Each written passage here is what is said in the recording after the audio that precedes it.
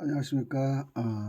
오늘 아침에는 한 분의 글을 올려서 함께 마음의 경중을 울립니다. 애국 시민의 교훈에서 박정희 대통령에 대해서 글이 마음에 와 닿기 때문에 또 그 시절을 겪었기 때문에 이 마음의 글을 올리는데, 논바닥에서 펑펑 울던 박정희 대통령의 일화를 한 토막 소개하며 옛적의 일을 상기하며 그분의 뒤를 또 생각하는 마음을 갖기를 원합니다. 요즘에 워낙 나라가 시끄럽고 대통령이 제대로 일을 하지 못하기 때문에 국민들의 바람이 이런 바람까지 감동을 받습니다. 경기도 김포 들녘에서 모신길을 하시고 농술에서 고무신을 씻는 대통령, 1979년 5월 23일경 박정희 대통령 서거 5개월 전이죠. 1960년대 극심한 가뭄으로 농민들이 고통을 겪을 때 아주 늦은 밤 마침내 기다리던 단비가 내렸습니다. 모두 잠든 시간, 박정희 대통령 조용히 운전기사를 깨워 농촌 들녘으로 향하였습니다. 눈이 보이자 차를 세우신 박 대통령은 쏟아지는 비를 맞으며 논 한가운데로 저벅저벅 걸어 들어가셨는데, 한참을 지나도 안 나오셔서 운전기사가 가까이 가보니 논바닥에 주저앉은 박정희 대통령이 어린아이처럼 펑펑 밀고 계셨다고 합니다. 박정희 대통령 운전기사의 증언입니다. 그런데 박정희 대통령이 왜 그랬을까요? 박정희 대통령에게는 그가 어릴 때 그를 등에 업고 다니며 극진히도 돌봐주시던 누님이 딱 한 분 계셨습니다. 동생이 대통령이 되었을 당시 누님은 경제적으로 무척이나 어렵게 살아 올케가 되는 유경수 여사에게 좀 도와달라고 어려운 부탁의 편지를 보냈습니다. 이를 받은 유 여사는 친인척 담당 비서관에게 이 편지를 건네주었다 합니다. 당시 이 비서관은 박 대통령과 대구 사범 동기생이었고 박 대통령의 집안을 잘 아는 사람이었습니다. 그는 박 대통령 모르게 은행에서 대출을 알선해, 즉 일종의 압력이었죠. 박 대통령 누님의 아들에게 택시 3대를 사서 운수업으로 먹고 살도록 주선을 해 주었으나, 나중에 이를 우연히 알게 된 박 대통령은 대노에서 친구이기도 했던 담당 비서관을 파명시키고 택시를 처분한과 동시에 누님과 조카를 고향으로 내쫓아 버렸다 합니다.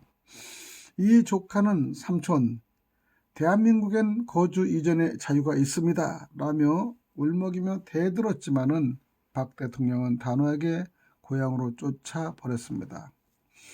누님의 원망을 들은 박 대통령은, 누님, 제가 대통령 그만두면 그때 잘 모시겠습니다 라며 냉정하게 누님을 외면했습니다. 그 누님은 할 수 없이 대구에서 우유 배달을 하며 생계를 유지했다고 들었습니다.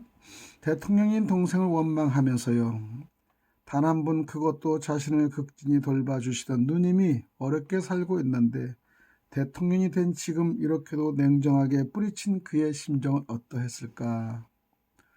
총을 들고 혁명을 일으킨 진정 메마른 눈물을 가진 독재자였기 때문에 감정 없는 그런 인간이었을까?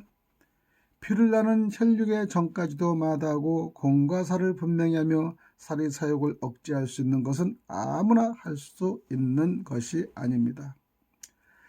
이는 국가 간의 확실한 애국심을 가지고 이 나라 4천만 국민을 먼저 생각하는 탁월한 영웅적인 위대한 사람입니다.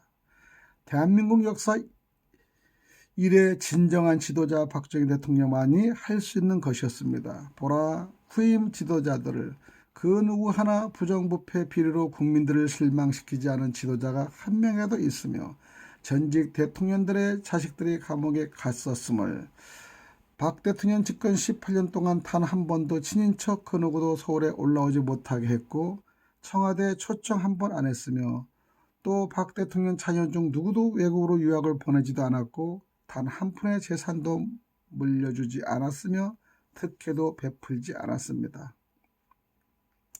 인간이 재물에 대한 욕망은 그 끝이 없음이 현실입니다. 그러나 재산은 죽은 후 주머니에서 10만 원과 고물시계를 팔에 차고 있었던 뿐이었으며 그 이상 발견한 것이 없었습니다. 단군 이래 대한민국 지도자 중 단 한 건의 비리도 없었던 박 대통령 말고 또 그 누가 있었던가. 대통령은커녕 장관 자리에 앉은가 동시에 제 자식 취직 자리부터 먼저 챙기는 썩어빠진 것들이 현 정권이 너무나 많지 않습니까? 현 정권은 개혁을 외치며 박 대통령을 헐뜯으며 단점만을 찾기에 혈안이 되어 있으니 그 어찌 기가 막힐 한심한 노릇이 아닌가요? 대한민국 역사 이래 누가 가장 위대한 지도자요 훌륭한 지도자였느냐? 살인범 김재규를 민주화 인사를 운운하는 자들. 한심합니다. 박 대통령 사후 지난 수십 년간 그의 정적들이 박 대통령을 깎아내려 눈에 불을 켜고 비리를 찾아보려 했으나 더 이상 찾을 수가 없다는 것을 알고 역사를 똑바로 세워야 된다며 친일파 청산이란 명제하에 박 대통령을 몰아붙이고 취임 초부터 한일 외교 문건과 문세관 비밀 문건을 공개 흠집 찾기에 몰두하더니 화풀이 분풀이 욕구해서라도 해야겠다고 박 대통령 친필인 광화문 운현과 충의사 현판을 다 뜯어내고 부수는 것 아닌가. 혈육의 전까지 냉정의 공과 사를 분명히 한 청년 결백하고 사리사욕이 없는 진정한 지도자. 박정희 대통령이 그립습니다. 경상도 개 돼지새끼 김장석, 참 의리 없는 경상도 개새끼들도 있네요. 야 이놈들아, 전라도 절반만이라도 본 좀 받아라. 응? 박근혜가 김대중처럼 도둑질 했냐? 박근혜가 노무현처럼 도둑질 했냐? 박근혜가 문재인처럼 중복질하고 정복질하고 여적재질 저질렀냐? 전라도 사람들은 김대중이야 박근혜처럼 경상도 사람을 한테 핍박을 받으면 경상도 새끼들 너희들처럼 가만히 보고만 있었을까 보냐. 전라도보다 땅덩어리 두세 배 더 크고 대가리수 두세 배 더 많은 의리 없는 경상도 놈들 너희들은 평생 동안 전라도 홍어젓 빨아먹고 살았느냐? 제발 전라도 새끼들 좀 본 좀 받아라. 밥맛 없고 매식고 온 개돼지 같은 놈들, 너희들은 경상도 인간도 아니냐? 제발 정신 좀 차려서 인간이 되거라.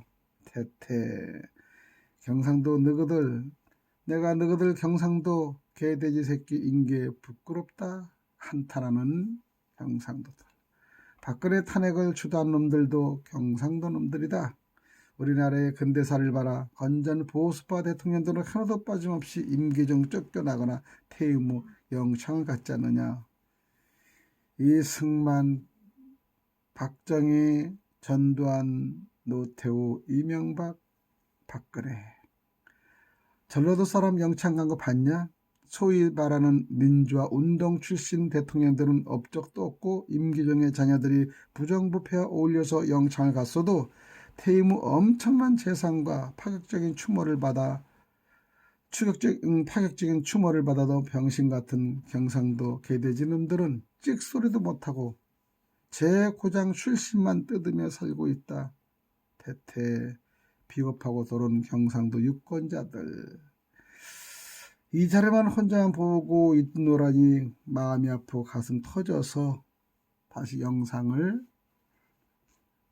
보냅니다. 한심한 사람들이 누구냐. 지역 감정을 일으키는 건 아니고 그렇게 물러터진 사람들. 자기 편 싸게 감싸는 현 정권. 얼마나 무섭습니까? 없는 것을 있게끔 만드는 그들. 요즘에는요.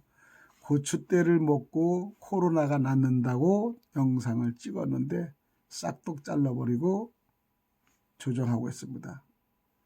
낫는 것을 하면은 너무나 감사하고 좋아해야 되는데 그런 것까지도 관여를 하는 것 같습니다. 방송도 또 저지를 당했습니다. 현 시대가 자유, 언론 자유, 매체 자유 없습니다. 오로지 이제 유튜브까지 공격하는 그들의 저희는 너무나 무서움에 떨고 있다는 사실입니다. 국민들의 눈이 무섭고 국민들의 귀가 무섭기 때문에 이제 개인 방송인 유튜브까지도 손을 대기 시작하는 것을 보면서 참 저거들 참 끝이 없구나 생각을 할 때가 많습니다. 오늘 여러분 이 시대를 잘 점검하고 목회자들도 정말로 잘 판단을 해야 될 것입니다. 오늘도 하루의 영상을 보면서 좋아요 종 꼭 눌러주시고 옳은 방송, 옳은 소리 듣는 방송에 함께 동참하고 힘주시는 청취자 여러분들이 되어주시길 간곡히 바랍니다. 감사합니다.